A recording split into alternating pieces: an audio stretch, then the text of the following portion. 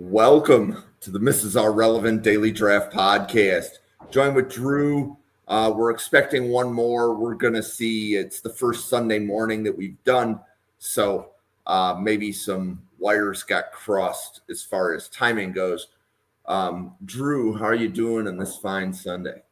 I'm doing great. Weather's finally turned into fall. We had a good slate of games yesterday, good set of NFL games today. So excited to be here, talk some college. Yeah, what was it? The Oregon Indiana game. Oh, it was amazing. That needed to be prime time. Mm-hmm. But watching Dante Moore against Fernando Mendoza, I have a feeling we're going to be seeing those two quarterbacks play each other for the next 10 years. 100%. Yeah. So we are here with draft professors. We are, most of the podcasts now are breaking down specific draft prospects. The Sunday time slot is defensive line players.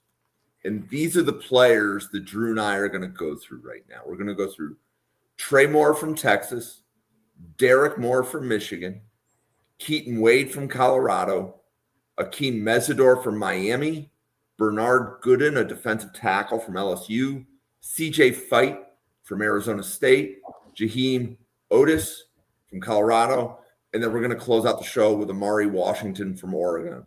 So, a draft professor, our goal is to talk about any player that we think has a chance to go in rounds 1 through 5. So with that being said, we're going to start with Trey Moore. And Drew, I think one of the biggest questions with Trey Moore is that edge or linebacker, but tell us what you have on Trey Moore.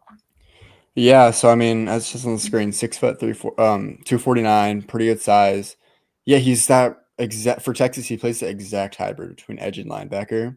At UTSA, he had an insanely productive career. 14 sacks in 2023, was their conference MVP. So he has a lot of that career production. I believe he had 4 sacks last season. He's wins with both athleticism and he has some defined pass rush moves. Got a good spin move. He's got a pretty good first step, great speed and athleticism. He can drop back into coverage. You can see that kind of linebacking hybrid skill that he has.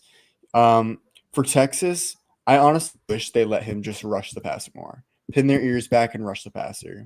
He's good in coverage, has made some, but he's only getting under 10 snaps per game where he can just pin his ears back and go. And I'd like to see that number go up because I do think he's a very efficient. He's a great pass rusher. I do think he will be. I don't. It's tough to project him to the NFL as purely an edge because he's only 249, all that. But I do think rushing the passer is what he's best at. But I believe he will play some that hybrid linebacker position well in the NFL. But I mean, there's concerns about his ability to set the run or set the edge and defend the run in the NFL. If you put him in a 3-4 or 4-3 defensive scheme, the main question is going to be, do you trust this guy to set the edge, to not let the run get outside? And I just don't know if you do right now. So he might have to play a majority linebacker to start because I don't know if you could feel comfortable with him being on an island and trusting him to defend the run yet. And do you think, from an NFL position standpoint, do you think it's 4-3 edge, 4-3 outside linebacker, 3-4 outside linebacker, only third down designated pass rusher? What do you think? I would currently go with kind of that 4-3 outside linebacker, 3-4 outside linebacker, but I would be worried that he would turn into just a third down pass rusher. If he can't improve, he's got great instincts in the run game. He'll fire downhill. But if he can't really improve getting off blocks and doing all that, I think he will be more converted to that just third down pass rusher. But I'm hopeful he can be that outside linebacker kind of hybrid. Okay, and what round grade do you have on him? Round grade, right now I have him as day 3. I'd say a team's going to take a flyer on him in the 5th, probably 5th, early day 3, maybe to 6th round. Okay. He's got a lot of that potential as a pass rusher, just needs to improve at the run game and needs to kind of find his niche. Like, what is he going to be in the NFL? Okay. The next player, it's the other Moore, Derek Mm-hmm. Moore, the edge from Michigan. One sec. Once again, my notes are completely scattered, but okay. Yeah, I mean, this guy, he's 260 prototypical edge rusher. He translates speed to power well, great athleticism. He's got an NFL frame. He wears 260 like it's 240. You wouldn't believe with how dense he's built. He's a captain, plays with good leverage, smart against the read option, doesn't over commit. He actually can drop back into some coverage. Like if he's running a 340 events, he'll be able to do some of the coverage. It's not what he's known for, but he's shown flash of it while on film. He looks really good when he does use pass rush moves, but I don't think he uses them enough. He more relies on his just pure power, pure speed to power going into the tackle, which I'd kind of want to see him develop a little bit more into use some more moves. But he's got a lack of variety in them right now. He still, as I say, just doesn't use them enough, and when he does, it's kind of the same ones. I think he also should win with speed enough. He just purely tries to go into the tackle too much. Go around the edge. You're fast enough. You're athletic enough. I want to see you kind of use that more. Yeah, and he just tries to bull rush way too often, I believe. And what round grade do you have on Moore right now? Derek Moore's a day two player right now. I mean, he's athletic enough. Nice. He's versatile enough. He's for me a day two player. A team's gonna third, probably third round. Maybe he drops into the fourth. I'd Okay. say I don't see him dropping farther than the fourth right now. Okay. Another edge player, Keaten Wade from Colorado. Not the biggest of Mm, edges. What is your assessment of Keaten Wade as an NFL prospect? he stands out too on film because he is very, very slim at edge, only 235. And I mean, that obviously raises some red flags immediately. Like, he needs to add weight. He's not really strong enough to set the edge in the run game, to do a lot of that. He still is a pretty raw pass rusher. He doesn't really have that many moves that he uses or goes to. But I mean, he's very athletic. He's explosive. He's got great speed. I think he does have pretty long arms for the size. He's lengthy out there. Like, he can use that to separate from blocks. He's got great pursuit in the run game. There are plays on film where he's on the opposite side. He'll chase down the rusher to bring him down. He's just relentless. Great first step. I would like to see him kind of similar to Derek Moore, bend the edge more. You're more athletic than the lineman you're facing most of the time. And he tries to just go through him when he doesn't have that power. So I kind of want to see him do that. He needs to develop a lot more. But the raw athleticism is there for Keaten Wade. And from the assessment of he's definitely draftable. Mm-hmm. I And think, yeah, where do you see him go?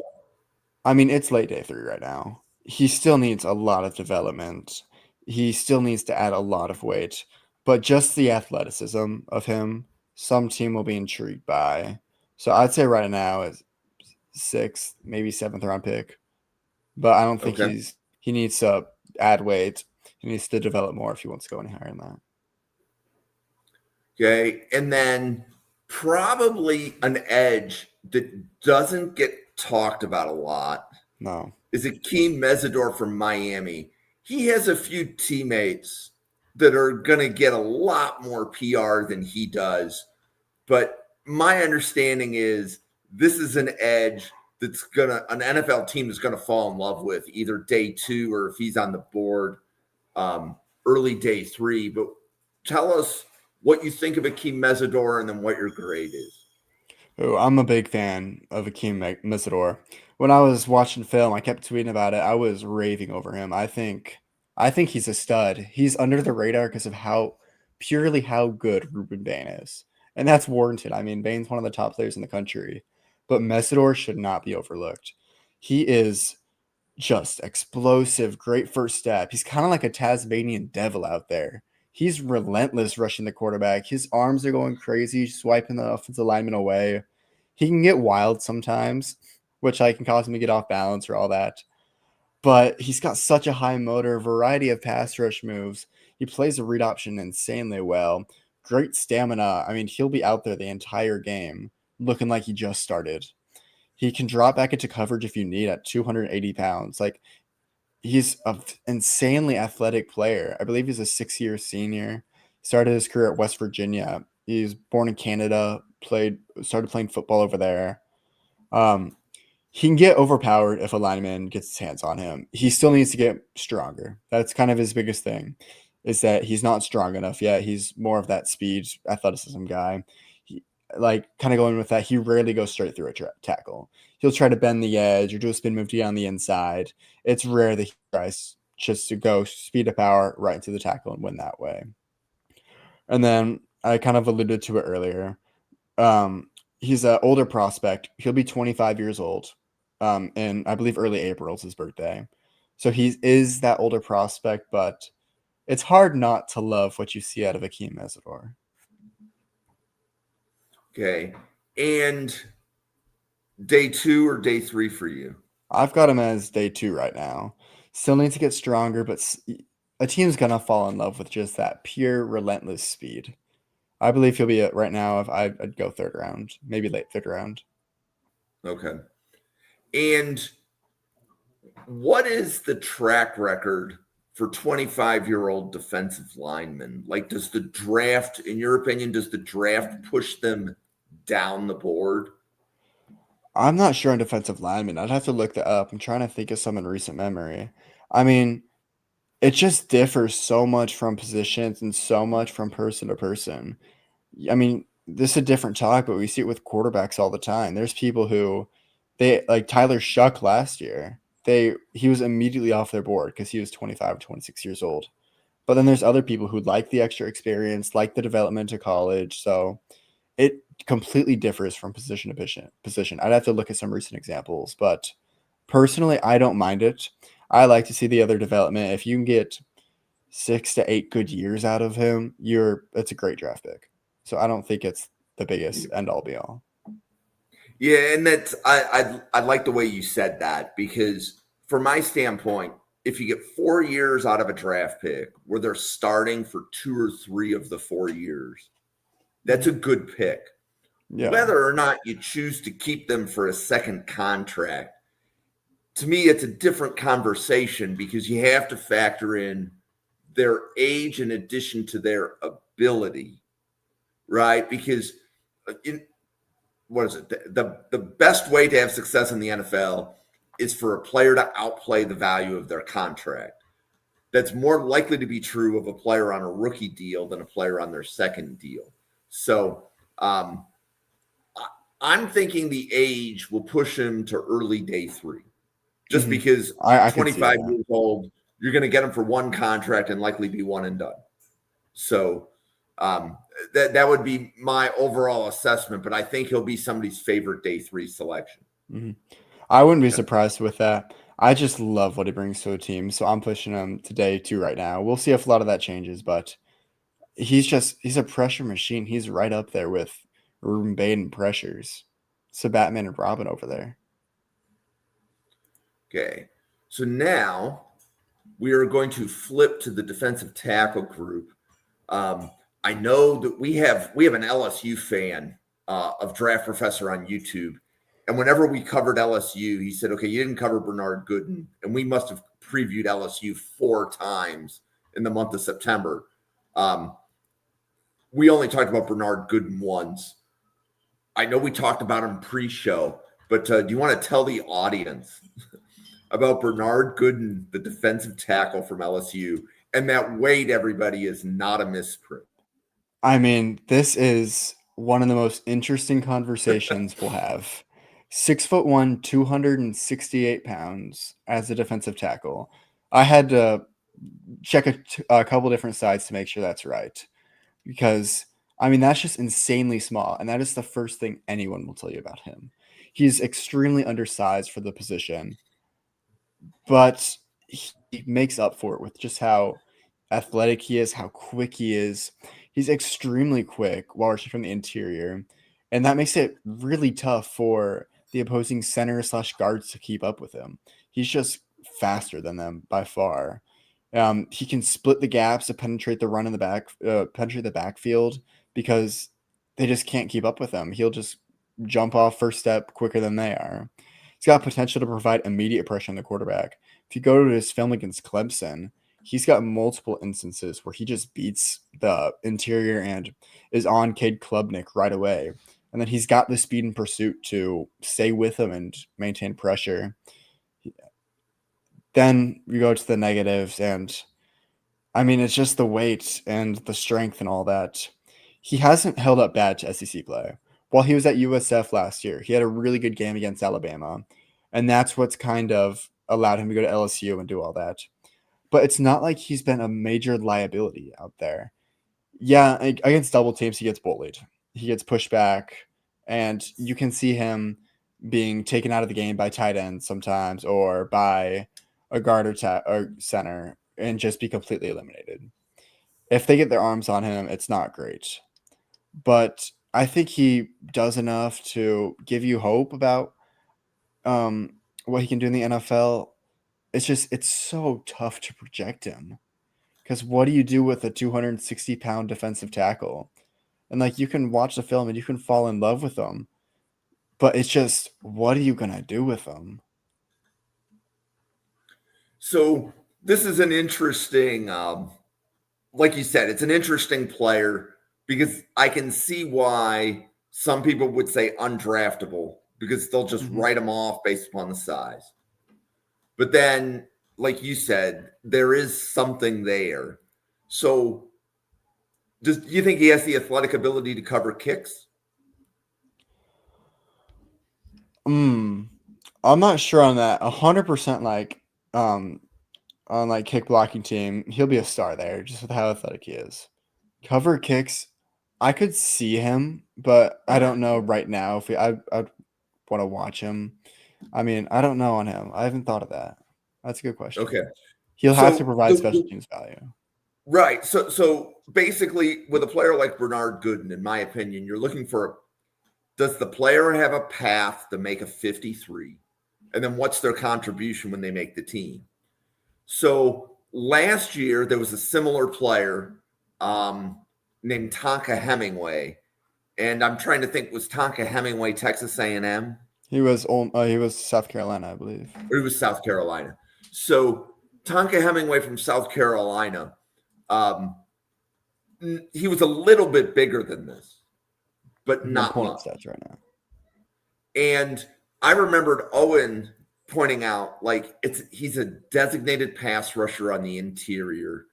There's a path for him to play, 15 snaps a game, 10 or 15 snaps a game. He's going to be your third down pass rusher on the inside, but you don't want him playing on the early downs as much, or you need other defensive linemen next to him. Mm-hmm. But because ultimately we have three groups doing defensive line, right? And one of the things that happens is that if you come back with a really low grade on a player, he's going to be removed from the other two lists. So like Keaten Wade, probably going to be removed from the other two lists. But what I heard you say about Gooden, I'm going to leave Gooden on. Right. I would leave him on just for the conversation. Yeah. Kind of fits that Tonka Hemingway. He'll be, if he gets drafted and all that, he'll be the third down designated pass rusher for now until he proves he can defend the run well. Yep. So interesting kickoff to the defensive tackle group. The next defensive tackle is CJ Fite from Arizona State. I did not see a lot of conversation about him over the summer, but several people have been tweeting about CJ Fite. What did you think? For his role, he has a chance to be a very good NFL player. He won't expand out of it that much, but for that. And it's kind of the opposite of what we just talked about for Bernard Gooden. Pass rushing, he doesn't add much. He's got a sack on the year, but really his only value in pass rushing comes on a stunt. He needs stunts to do anywhere, or else he won't do much. He doesn't have really any moves. But against the run, he is an immovable object. You are seeing even sometimes double teams, him just anchor down, not move, and just completely plug a gap against the run. And he's extremely good at that. He's strong. He's got a really good lower half, and he's got, I believe he has 5 tackles for loss this year. He's an amazing run defender.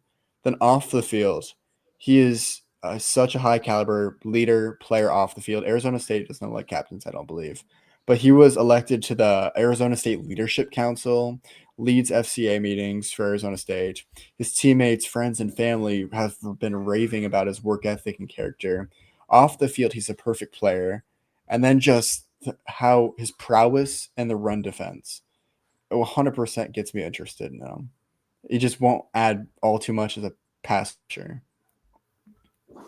And what kind of grade did you come back with Fite? I think I'm higher on him than a lot of people. I'm going probably very early day 3. I think maybe day 2. I think he could sneak up into. If a team, for instance, my Saints, we have problems stopping the run. Getting someone like this, CJ Fite, on the interior could definitely help with that to start. So, I mean, we'll see what he does. I just think his value is going to be limited by having virtually very, very little pass rush. So, and I think the day 3 grade sounds accurate. So the way that I look at the draft, and like as I listen to you describe the player, if a player has pass rushing upside on the interior, they're going to go day 2 and they're going to go early day 2. So like TJ Graham last year, for example, right? More of an athletic, penetrating defensive tackle with pass rush upside, goes early round 2. But the Jordan Phillips and the CJ Wests of the world fell to day 3. Whereas I think a lot of people, in some ways, they liked Phillips and CJ West quite a bit last year. But to your point, their pass rushing upside as players was minimal, so they fall to day 3. When I was listening to you, I was like, this is a player that if he's there at the beginning of round 5, it's really good value because you're going to get a starter and you're going to get a role player that you're going to be able to, keep in the NFL for 8 to 10 years. So he's going to excel at his role. He won't expand much on it, but for that role, he'll be great. Yep. So another defensive tackle, Jaheim Oatis from Colorado. This is another very interesting talk for just different reasons. He's got it all. He's got 6'5", 325, great size. He's insanely strong. He moves really well. But it's just a lot of concerns I have about him. There's been a lot of reports from Colorado about not great work ethic. He was a huge recruit brought in or transfer, 4-star from Alabama, Nick Saban's scheme. And he was thought to be the crown jewel kind of transfer for them. And there were concerns from the coaching staff directly about him becoming a bust before the season started. I believe it was a rapper, I don't remember his name, came out and said that he's got it all, but his just work ethic isn't there. And that just makes it really, really tough for me to buy in on. He has virtually no production this year, 1 pressure, 3 tackles. But that's largely in part due to his extremely limited opportunity. After week 7, he's got 94 total snaps. He's not playing a lot. Against Iowa State this week, he only had 5 snaps. So there is something going on that we're not seeing because, he's got it all. He's just not being on the field, not producing. So it's got to be some off the field stuff that's keeping him off. But I really can't buy in on him until I see him play more, until I hear all that being cleared up. Okay. So let's move on to the last defensive tackle, Amari Washington from Oregon. I believe he's a junior. So some of the players we're covering here, no guarantee they're in this draft. I think CJ Fite was a junior too. CJ Fite was a junior. Yeah. What do you want to tell everybody about Amari Washington? This is another fun. We've had a huge mix of defensive tackles. All of them kind of, let's go just majoring in the college reference and different stuff. But Amari Washington, if you were watching the Indiana-Oregon game yesterday, you couldn't miss him. He is an athletic specimen. He was ranked number 4 on Bruce Feldman's freak list this year. Just some of his measurables. I'll just kind of list them off because they're extremely impressive. So he was clocked. So this is all at 6'3", 330 pounds. He was clocked running at 20.89 miles per hour. Has a 36-inch vertical, 755-pound squat, 475-pound bench, 385-pound power clean. Just absurd for someone at that size. And you can see it on the field. He's explosive off the snap, can beat the lineman immediately. There are plays when he's in the backfield as soon as the ball is snapped. It's impressive. He can split gaps consistently. He's got active arms, looking to bat tip passes. But some of the struggles, I mean, you can just see his strength on the field. He can struggle to get off blocks once the lineman gets his hands on him. And this could be kind of personal, but I think he plays with kind of a high leverage at times, especially during long drives, end of the game. He gets kind of up, and that doesn't allow him to get much of a push on the interior. But I really like Amari Washington, and you've seen the buzz around him grow a lot in recent weeks. Even I think seen a mock draft where he's going round 1 right now. His stock is at an all-time high, and I see why. Yep. So do you see him going round 1, or do you see him as a day 2 player? I see him as a day 2 player right now. I mean, we'll see how the rest of the season goes, but just with his athleticism, he's going to wow people testing. Like if he does the combine stuff, if he goes out this year, he doesn't even have to go out this year. But if he does, he's going to be the star of the combine. So you're going to see a lot of people raise his stock then. Right now, for me, from what I've seen, he's a day 2 player, but we'll see what he can grow on from there. Yeah, and I remember having some discussions at the beginning of the draft cycle about junior defensive linemen. There's a trend for them to declare. So, like Ruben Bain theoretically has another year of eligibility, as does Keldrick Falk, I believe, does too. TJ Parker and Keldrick Falk. All 3 of them made Dane Brugler's top underclassmen list. And I know specifically Falk and Bain are going to likely be at the top of the draft board. Mm-hmm. So I think Parker will be too. I like Parker. Yeah. So from the standpoint of, we're covering Amari Washington, and until he goes back to school, we have to kind of assume he's in the draft class because he might be defensive tackle too. Mm-hmm. He's talented enough to 100%. Yeah. So I think Washington's in contention to be defensive tackle too. And defensive tackles don't drop, right? Defensive tackles are taken maybe even either at their value or even slightly higher because they're very difficult to find. Mm-hmm. So, cool. Well, Drew, why don't you take a minute and introduce yourself to everybody and let them know about all of the draft content that you make. Mm-hmm. Yeah, my name is Drew Collings. I'm actually a student at the University of Kansas. I write for a New Orleans Saints site called Who Dat Dish. I'm on there. I have another Saints podcast called The Dome Discussions that we do 2 times a week. Then really trying to get a lot into draft content this year. I'll be posting a lot. You can follow me on my X. That's where I'll post a lot of my film stuff, a lot of articles I have around it. And join this. Excited to be here, being able to talk the draft year round. Excited to continue with this college football season and see where it takes me. Cool. Well, Drew, again, welcome. We can't do daily draft content without you, so it's great to have you on the show. For the audience, we're here every day. So Monday, we do breakout offensive players at 7 p.m. Tuesday, we're breaking down wide receivers. with Randall and Andy at 7:30 Eastern. Wednesdays at 7, we're breaking down corners. Thursdays at 7, we do breakout defensive players. And then Fridays at 7 p.m. Eastern, we're doing our second tight end show. Mondays at 9, we're breaking down more defensive linemen. So that'll actually be tomorrow. And then Tuesday, we're breaking down offensive line. That podcast doesn't start for one more week. Wednesdays at 9, we're breaking down safeties this week.